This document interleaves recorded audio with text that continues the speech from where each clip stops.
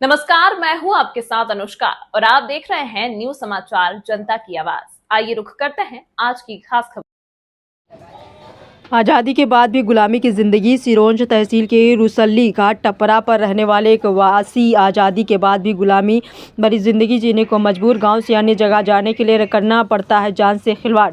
दूसरे वाले रास्ते पर पगडंडी खेतों के किनारे से जाने पर क्षेत्र के किसान करते विवाद। दूसरा रास्ता नदी के पानी से होकर जाता है। 3 से 4 फीट पानी नदी में हमेशा रहता। बीमार गर्भवती महिलाओं व लोगों को लाने जाने के लिए लेते खटिया का सहारा।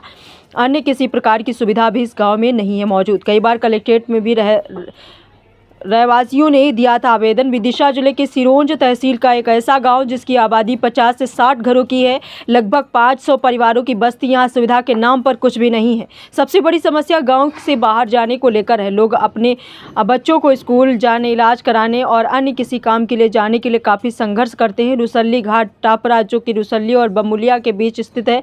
यहाँ तक पहुँचने के लिए खेतों के मेड़ से होता हुआ रास्ता है, जिस पर किसान और अन्य रहवासी रोक टोक करते हैं और रास्ते पर झाड़ियाँ लगा देते हैं, गड्ढे कर देते हैं।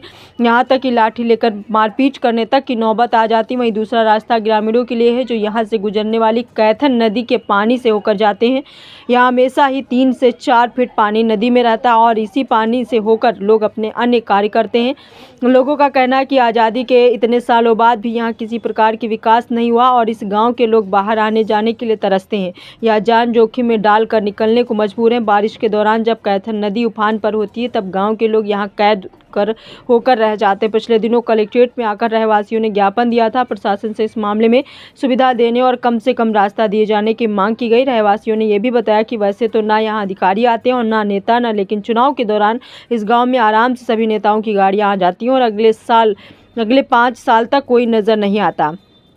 देखिए पूरी रिपोर्ट।